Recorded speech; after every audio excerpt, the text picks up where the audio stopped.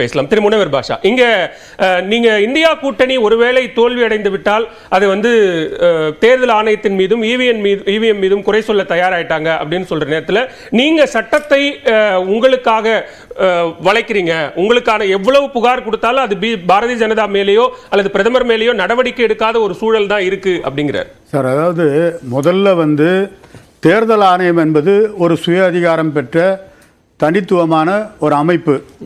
அந்த அமைப்பின் மீது நம்பிக்கை வைத்துத்தான் எல்லா தேர்தல்களையும் நாம் சந்தித்து கொண்டிருக்கிறோம். பல மாநில தேர்தல்களை நடத்தி இருக்கிறோம். அந்த தேர்தலில் பாரதிய ஜனதா கட்சி தோற்று இருக்கிறது. தெலுங்கானா போன்ற மாநிலங்களில், கர்நாடகாவில் தோற்று இருக்கிறது. ஆக தேர்தல் ஆணையத்தை பொறுத்தவரை அவர்கள் விருப்பு வெறுப்பு இல்லாமல் தேர்தல் ஆணையத்திற்கு உள்ள சட்டத்தின் அடிப்படையில் தேர்தல்களை நடத்தி கொண்டிருக்கிறார்கள். அவர்களை நம்பித்தான் நாம் இந்த தேர்தல் களத்தை சந்தித்து கொண்டிருக்கிறோம். தேர்தல் களத்தை பொறுத்தவரை மக்கள் யாரை ஆதரிக்கிறார்களோ அவர்கள் ஆட்சிக்கு வரப்போகிறார்கள். இவிஎம் மிஷினை பொறுத்தவரை இதை கொண்டு வந்ததே காங்கிரஸ் ஆட்சி தான். இதற்கு முன்னால் வாக்குச்சீட்டு முறையை அபாலிஷ் செய்துவிட்டு இவிஎம் மிஷின் முறையை கொண்டு வந்தது மத்தியிலே காங்கிரஸ் ஆட்சியில் இருக்கின்ற பொழுதுதான். அந்த இவிஎம் மிஷினை வைத்துத்தான் பல தேர்தல்களில் உண்மையிலேயே பாரதிய ஜனதா கட்சி அந்த இவிஎம் மிஷினிலே முறைகேடு செய்யப்பட முடியும் என்று சொன்னால் பல மாநிலங்களிலே காங்கிரஸ் ஆட்சிக்கே வந்திருக்க முடியாது. அப்படி எதுவும் செய்ய முடியாது என்பதைத்தான் பல மாநிலங்களில், கர்நாடகா, தெலுங்கானா போன்ற மாநிலங்களில் காங்கிரஸ் கட்சி ஆட்சிக்கு வருவதற்கான ஒரு வாய்ப்பு வந்ததற்கு இவிஎம் மிஷினில் எந்த முறைகேடும் நடப்பதற்கு வாய்ப்பில்லை.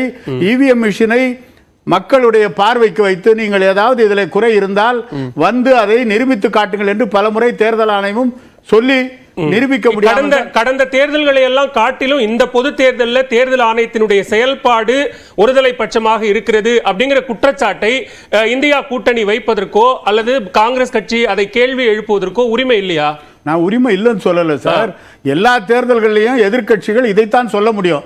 நீங்க இன்னைக்கு நேற்று இல்ல, பெருந்தலைவர் காமராஜ் காலத்திலே காங்கிரஸ் கட்சி தேர்தலிலே வெற்றி பெறும், காமராஜ் தலைமையிலான காங்கிரஸ் வெற்றி பெறும் என்று எதிர்பார்ப்போடு எல்லோரும் இருந்தார்கள் 71. ஆனால் காங்கிரஸ் கட்சி தோல்வியடைந்து திமுக மீண்டும் ஆட்சிக்கு வந்த போது காங்கிரசார் நாங்கள் எல்லாம் அன்றைக்கு காங்கிரஸ்ல இருக்கின்ற சொன்னோம், இது மையிலே நடந்த மோசடி, அந்த மை உடனே அழிந்து விட்டது என்று சொன்னோம். உடனே மை பொய்மை என்றெல்லாம் சொன்னார்கள். ஆனால் தலைவர் காமராஜ் சொன்னார், மையோ பொய்மையோ இல்லை, மக்கள் நமக்கு வாக்களிக்கவில்லை, ஜனநாயகம் வெற்றி பெற்றிருக்கிறது, நாம் தோல்வியடைந்திருக்கிறோம், அதை ஏற்றுக்கொள்ள வேண்டும் என்று தலைவர் காமராஜ் சொன்னார். ஏனென்றால் தேர்தல் ஆணையத்தை பொறுத்தவரை அவர்களுக்கு விருப்பு வெறுப்பு என்பது தேவையில்லாத ஒன்று. யார் ஆட்சிக்கு வந்தாலும் அவர்கள் நாளைக்கு இந்தியா கூட்டணி வரப்போவதில்லை. அப்படி வந்தாலும் கூட தேர்தல் கமிஷன் அப்படித்தான் இருக்க போகிறது. அதில் ஒன்றும் இல்ல. ஆனா பண்ணிதானே கேட்கிறார், அவர் மென்ஷன் பண்ணி கேட்கலாம் சார். நான் என்ன சொல்றேன், நீங்க தான் வெற்றி பெறுவீங்கன்றதுல உறுதியா நம்பிக்கையா இருக்கீங்க. அப்புறம் தேர்தல் ஆணையத்தை பத்தி நீங்க ஏன் கவலைப்படுறீங்க? உங்களுக்கு உண்மையிலேயே நாளைக்கு வரப்போகின்ற தோல்விக்கு முதலிலே முகாந்திரத்தை உருவாக்கி கொள்கிறார்கள். தேர்தல் ஆணையம் தான் இதற்கு பொறுப்பு. ஏனென்று சொன்னால் ஐஎன்டிஏ கூட்டணி வெற்றி பெற போவதில்லை. மீண்டும் மூன்றாவது முறையாக நரேந்திர மோடி தான் பிரதமராக சொல்றாங்கன்னா வெற்றி பெறுவோம்னு உங்களுக்கு இருக்கிற நம்பிக்கையே தேர்தல் ஆணையத்தை வச்சு தான் நீங்க சொல்றீங்கன்னு அவங்க சொல்றாங்க. தேர்தல் சார் தொடர்ந்து 2014 வெற்றி பெறுறோம், 2019 வெற்றி பெறுறோம். மாநில தேர்தல்களில் கூட காங்கிரஸ் கையில் இருந்து ஆட்சியை கைப்பற்றக்கூடிய அளவுக்கு பாரதிய ஜனதா கட்சி வெற்றி பெறுகிறது. அப்படி இருக்கும்போது மக்களை பொறுத்தவரை இன்றைக்கு வலுவான ஒரு பிரதமர், இன்னும் சொல்ல போனால் நிலையான ஆட்சி தரக்கூடிய ஒரு கட்சி என்று சொன்னால் அது பாரதிய ஜனதா கட்சி தலைமையில் இருக்கின்ற தேசிய ஜனநாயக கூட்டணியும், பலமான பிரதமர் என்று சொன்னால் அது நரேந்திர மோடி என்பதிலே நாட்டு மக்கள் தெளிவாக இருக்கிறார்கள். முதற்கட்ட பார்வை நான் எடுத்துக்கிறேன். திருமிகு ஆண்டாள் பிரியதர்ஷினி, இங்கே ஒரு பலமான வளமான உறுதியான ஒரு தலைவருக்கு அல்லது வெற்றிகரமான ஆளுமை அப்படின்னு அவங்க முன்வைக்கிற பிரதமர் மோடிக்கு எதிராக ஒரு போதுமான பலத்தோடு தான் இந்த தேர்தலை இந்தியா கூட்டணி எதிர்கொண்டதா? களம் 7 கட்டத்துக்கு வந்திருக்கிறோம், நிறைவு கட்டத்துக்கு. அது எங்கேயாவது உணர்ந்திருக்கிறதா இந்தியா கூட்டணி? நிச்சயமா நாங்க தொடர்ந்து முழுமையாகவே உணர்ந்திருக்கிறோம். ஆனா களம் என்பது, போர்க்களம் என்பது எப்பவுமே எதிரில் நிற்பவர்கள் சமமான பலத்தோடு நிற்க வேண்டும். ஆனால் பிரதமர் சமமான பலத்தோடு நிற்க வைக்காமல் இருந்தார். அதுதான். ஏன்னா எதிர்பக்கத்தில் இருக்கின்றவர்களை சிறையில் தள்ளுவது அல்லது அவர்கள் மீது வழக்கு போட்டு அவர்களை செயல்பட விடாமல் தடுப்பது, அதுக்கு மிக சமீபத்திய உதாரணம் நம்முடைய கேஜ்ரிவால். எவ்வளவு தூரம் அவர்கள் முயற்சி செய்தார்கள் அவர் வெளியே வந்துவிடக் கூடாது என்பதற்காக நமக்கு நல்லா தெரியும். தெரியும். அவ்வளவு தூரம் அவர்கள் சமமற்ற நிலை, லெவல் பிளேயிங் அப்படின்னு சொல்றீங்கல்ல, அந்த லெவல் பிளேயிங்கே இல்லாம தான் அவர் தன்னுடைய 7 கட்ட பரப்புரையும் நிறைவு செய்தார். இப்போ ஆனா நம்முடைய கன்னியாகுமரிக்கு வந்திருக்கிறது கம்பராமாயணத்துல அவங்க அந்த லெவல் பிளேயிங் எப்படி பாக்குறாங்க அப்படின்னா, பெரும்பான்மை பலத்தோடு இருக்கிற நாங்கள் மீண்டும் பெரும்பான்மையோடு வருவோம்ங்கிற நம்பிக்கையை அவங்க முன்வைக்கிறாங்க.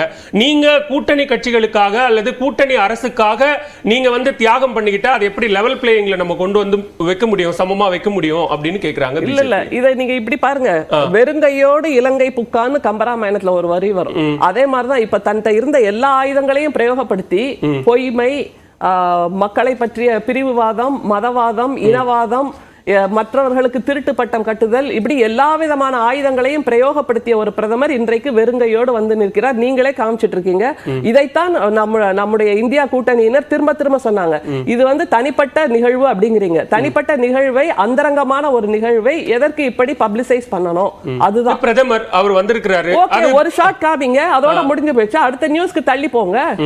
நியூஸ் கண்டென்ட் என்பது அப்படிதானே. நானும் ஊடகவியலாளரா இருந்தவதான். அதனால நியூஸ் கண்டென்ட் வந்து 24 மணி நேரம் உங்களோட நியூஸ் 18 பிரதமருக்கு அளிக்கப்படுகிற முக்கியத்துவம் என்பது பிரதமருக்கு மட்டுமல்ல, செய்தியில இந்தியா கூட்டணியினுடைய தலைவர்கள் எங்க போறாங்க, எங்க பேசுறாங்க, பரப்புரையில் இருக்கிறாங்க அப்படிங்கிற எல்லா செய்திகளையும் ஈக்குவலா தானே நம்ம அவங்களுக்கான அந்த டைம் கொடுத்துக்கிட்டு நியூஸ் 18 வேணா பண்ணலாம். இது நாள் வரைக்கும் வட இந்திய ஊடகங்கள் பிரதமர் சொல்லுகின்ற குற்றச்சாட்டுகளை தான் பதிவு செய்தார்களே தவிர அந்த குற்றச்சாட்டுக்கு உங்களுடைய பதில் என்ன என்று ஒரு ராகுலிடமோ அல்லது கார்கே இடமோ யாரிடமோ போய் கேட்டதே இல்லை அப்படிங்கறத நம்ம நினைவில் வச்சுக்கணும். திரும்ப திரும்ப அக்ரெசிவா இல்ல அப்படிங்கிற மாதிரி பொருள்படுது. இல்ல அக்ரெசிவா இல்லன்னு இல்ல, இவர்களுக்கு துதிபாடுதல், ஓம் மோடி நமக, ஓம் மோடி நமகன்னு திரும்ப திரும்ப சொல்லிட்டு இருந்தா அவங்க சர்வைவல் சிறப்பா இருக்கும். அதனால அவங்க அதையே பண்ணிட்டு இருந்தாங்க.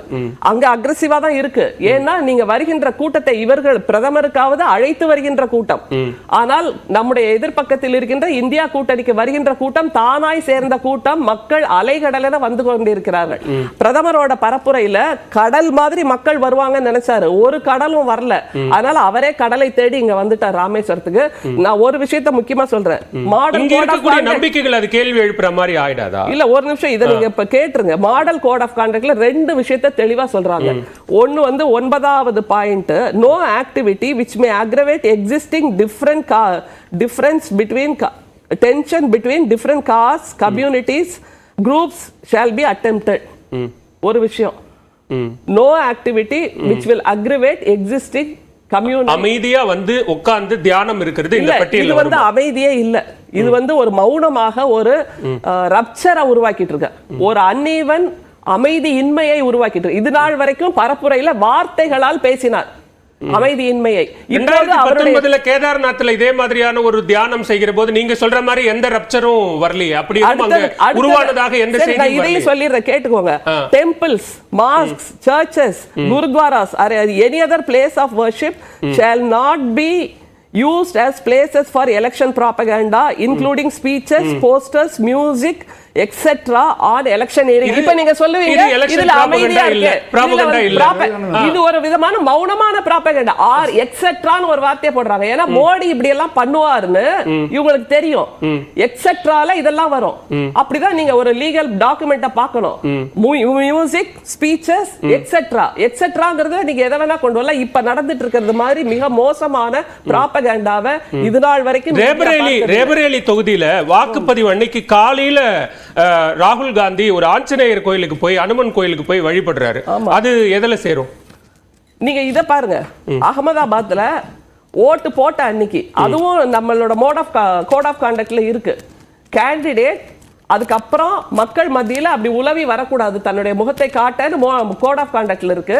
பிரதமர் என்ன பண்ணாரு? ஓட்டு போட்டுட்டு கைவரல காமிச்சிட்டு அண்ணநடை நடந்தார்.